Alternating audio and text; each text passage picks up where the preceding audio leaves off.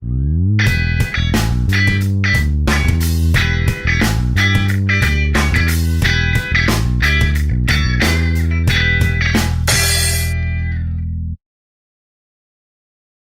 vai tomar fazer um outro caminho.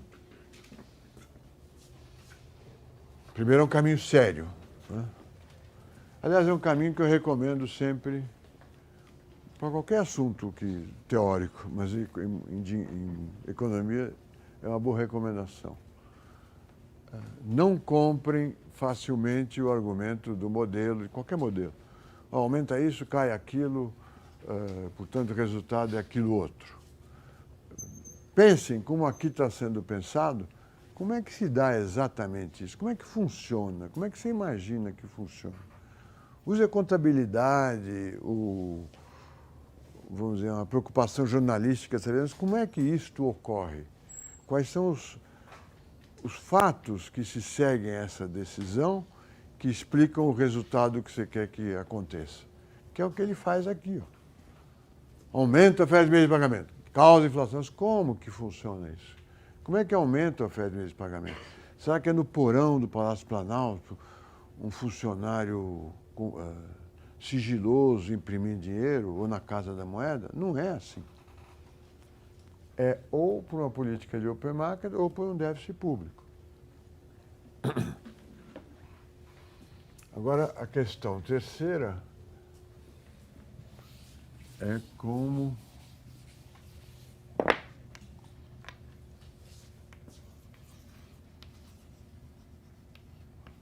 analisar o ativo moeda. Vamos colocar aqui C1. Características da moeda.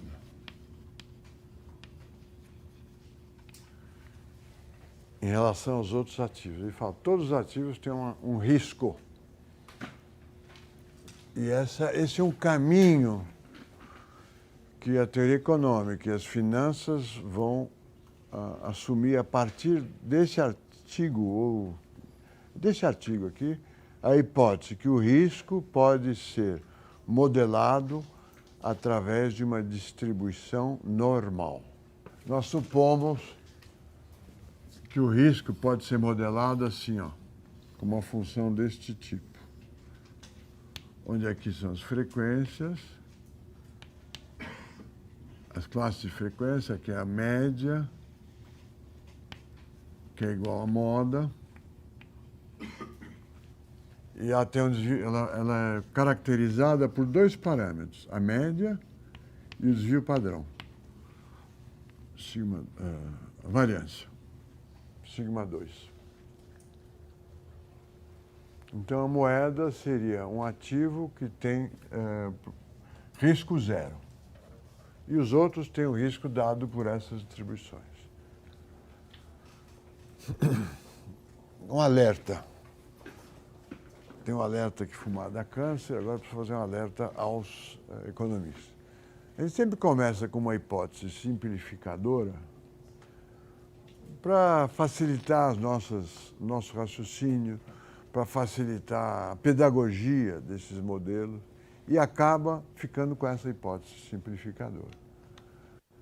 Uma distribuição normal é uma distribuição de eventos aleatórios sujeitos a um número muito grande de causas que podem provocar essa distribuição. Exemplo, o tamanho dos brasileiros do sexo masculino. Tem uma distribuição normal. Por quê? É explicado por genética, nutrição, outros fatores. Se puser num gráfico, a distribuição é normal mesmo. A altura média do brasileiro, imagina, 1,75. Metade dos brasileiros tem mais do que isso, metade tem menos. A variância é 2, então se eu multiplicar a média, se eu pegar a média e tirar menos 2 vezes a variância, eu vou chegar nos brasileiros mais baixos. E se eu multiplicar a variância por 2 e somar a média, vai chegar aos brasileiros mais altos. Haverá quase nenhum caso, muito poucos casos, nos extremos. Um homem de 1,20 m ou um homem de 2,10 m serão casos pouco frequentes. É uma distribuição normal. Os ativos de risco têm um determinado risco que supõe-se que segue a distribuição normal. A moeda não tem risco. Então, essa aqui é a probabilidade de ganhos de uma ação ou no valor de um título de renda fixa e assim por diante. A moeda não tem risco. Ele está analisando a moeda e outros ativos de risco. Ele está fazendo a hipótese que o risco dos ativos financeiros tem a distribuição normal. A mesma coisa, a expectativa média de vida dos brasileiros, que é 70 anos. Então, a maior parte dos brasileiros morrerá com 70 anos, primeiro. A média de vida, a maior parte quer dizer a moda, né? A média de vida de todos nós é 70 anos. Metade dos brasileiros morrerão com menos de 70 anos e metade com mais de 70 anos. Mas a maioria vai morrer com 70. Chata essa distribuição, mas ela funciona bem, é uma distribuição normal. A morte depende, a esperança de vida depende de condições sanitárias, alimentação, riscos de violência, acidentes, etc. E isso dá uma distribuição normal. As seguradoras usam a distribuição de esperança de vida para cobrar seguros de vida, para fazer os preços de seguros de vida para cada um dos brasileiros que procura comprar um. Então, o seguro de vida que eu faria se eu fosse fazer um novo agora vai ser muito mais caro que o de vocês, porque a minha expectativa de vida restante é muito menor. Né? Se eu fosse, eu poderia fazer essa distribuição para riscos de atividade. Se eu fosse um policial, o seguro de vida seria maior. O prêmio do seguro de vida. Funciona bem. Agora, para o mercado financeiro, ninguém sabe se funciona bem. Existem riscos de fenômenos especulativos, como nós estamos acabando de ver. Aí a distribuição não é normal. Existe um comportamento de manada, todo mundo seguindo as decisões de alguns líderes. Também a distribuição não é normal. Mas as teorias de finanças e a teoria do Tobin acabam supondo que a distribuição é normal. Os bancos brasileiros e do mundo inteiro passaram a ser obrigados a fazer modelos que prevêem o risco das carteiras que eles administram. São modelos que calculam o Value at Risk, VAR, o valor em risco. E usam a distribuição normal. É um modelo que o Banco Central obriga você a usar. Mas quem te disse que o risco é distribuído, a probabilidade de falência, de inadimplência ou de variação de preços é normal? Não é. Ou não precisa ser. Ou ninguém provou que é. Mas a ideia virou um conceito, ele é obrigatório. Quando fizeram agora, em 2011, um teste de como o que aconteceria com os bancos se houvesse eventos extremos, desvalorização cambial nos países onde eles estavam, um aumento da inadimplência muito grande, uma elevação da taxa de juros muito surpreendente. Fizeram cálculos de como os bancos, o balanço dos bancos reagiria a isso. O que aconteceria? São balanços muito complicados, tem ações, tem títulos na moeda 1, títulos na moeda 2, se desvaloriza a moeda 1 pela moeda 2. Além de ter no ativo isso tudo, no passivo tem moeda 1, moeda 2, moeda 3. Se muda a taxa cambial, muda a taxa de juros, como é que eles resistem? Esses testes são chamados stress tests, testes de stress. E eles são construídos supondo que a distribuição é normal. Mas não é. Mas não tem importância. Quer dizer, tem importância, mas a importância não é levada a sério. Há um matemático, Mandelbrot, que tem um livro muito interessante, é um consultor financeiro, mostrando que a distribuição das variações de preço das ações, por exemplo, não é normal. Tem um outro padrão. Mas nós continuamos, não é distribuição normal. Aqui pode, porque é para facilitar as contas. No banco, toma cuidado, mas os bancos usam isso.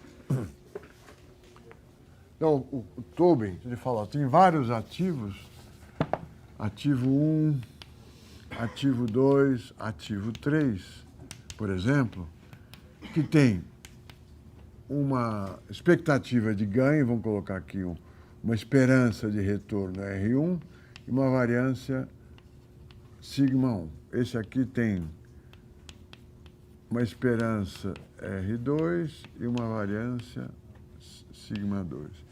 Esse aqui tem uma esperança de retorno R3 e uma variância sigma 3. Então, eu escolho entre esses, eu vendo a média e o risco. Quanto maior o risco, mais retorno eu quero. E quanto menor o risco, menos retorno existe. E a moeda, que tem um retorno zero e variância zero.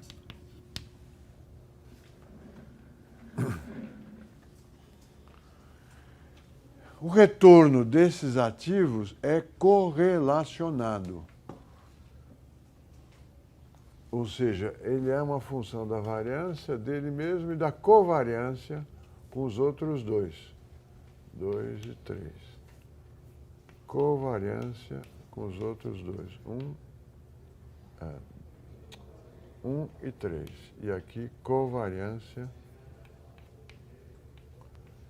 com 2, 3, 1 e 3, 1 e 2.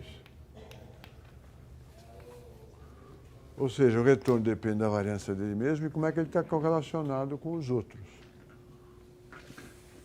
Sabem todos o que é covariância? É como é que um evento varia em relação à variação do outro. A correlação da covariância que nós calculamos a correlação. Então, se eu comprar a ação da Vale e também comprar minério de ferro na Bolsa de Mercadorias e Futuros, eu estou comprando dois ativos financeiros, direito de comprar ferro e ação da Vale, que são positivamente correlacionados. Tá certo? Sobe o preço do ferro, do minério de ferro, sobe o preço da Vale. Cai o preço do ferro, cai o preço da Vale. A covariância é positiva. Não sugiro que comprem isso. Compra um ou outro. Se eu comprar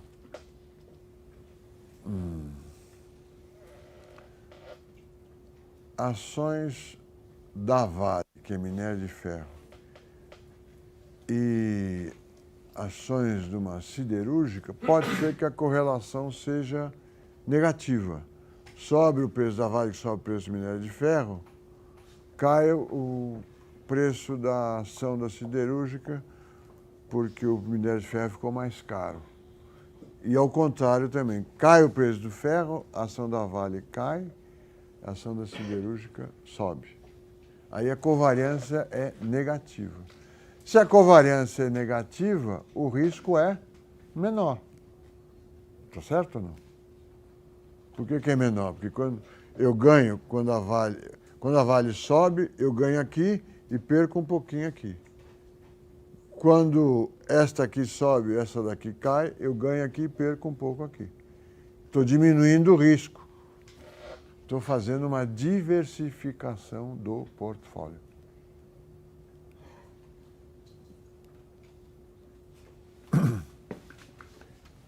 Existe um portfólio ótimo, deixa eu colocar aqui, que tem o menor portfólio. ótimo, que tem a variância mínima. Eu componho vários títulos de forma a obter o maior número de correlações negativas. Eu tenho um portfólio ótimo. Ele supõe, as pessoas maximizam a utilidade. Agora, como é comportamento do público. Ele está construindo uma teoria econômica para a demanda de dinheiro.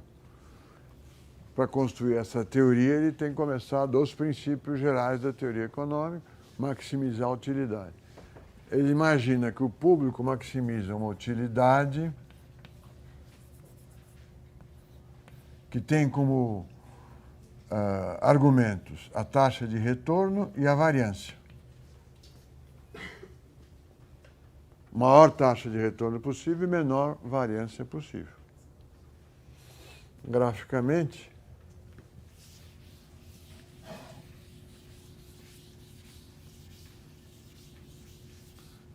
ele faz um gráfico. Média, retorno média, e aqui variância do retorno. Aqui ele coloca a curva de possíveis portfólios. É uma curva que tem essa forma. É uma região que tem esta forma aqui. Possíveis. Há portfólios que eu tenho mais risco e o mesmo retorno. Esse não é um portfólio ótimo. Os portfólios ótimos estão aqui, ó. Enquanto isso daqui for crescente. O portfólio ótimo está por aqui. Eu posso comprar só ações de siderúrgica, só ações de minério de ferro, são níveis de possibilidade inferiores. Aqui é o máximo retorno com essas variâncias.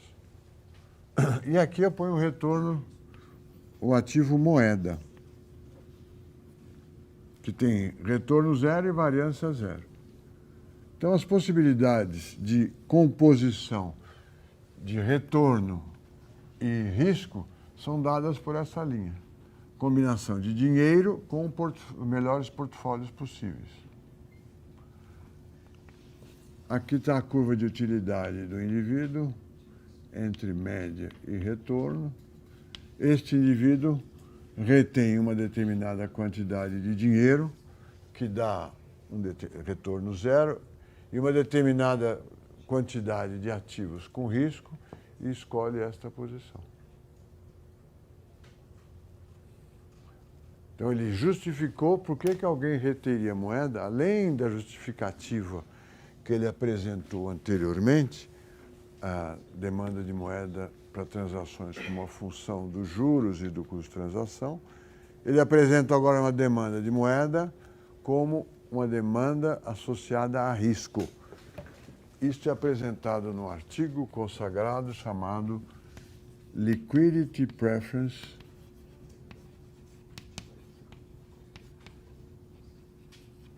has a behavior toward risk. Ele, junto com um outro cara famoso, que eu esqueci o nome, colocam aí o pilar da teoria das finanças que devem ter estudado em outro curso ou vão estudar no MBA ou num curso de administração de empresas. É a partir dessas hipóteses que o risco tem a distribuição normal, caracterizada por dois parâmetros, média e variância, que as pessoas pretendem obter o maior retorno com o menor risco possível. Certo? Neste mundo, a moeda representa o ativo sem retorno, mas com risco zero. Essa linha aqui mostra a composição entre este ativo e a moeda. Cada ponto aqui aqui, veja, retorno baixinho e risco baixinho é muita moeda. Aqui, essa linha continuaria, né? Aqui, assim, é muito risco e pouca moeda. Tá certo? Aqui é uma curva de indiferença de um indivíduo qualquer. Mas ele está mostrando como se derivaria uma demanda de moeda em função do risco, que é uma característica essencial do mercado de ativos financeiros. Tá certo? Com uma hipótese simplificadora, que eu, como uma nota de rodapé, é uma hipótese simplificadora perigosa e que está sendo usada para avaliar o risco dos bancos e das instituições financeiras oficialmente. Quem disse que o risco tem a distribuição normal? O Tobin, mas ele não falou que é normal, ele falou, suponha que é normal.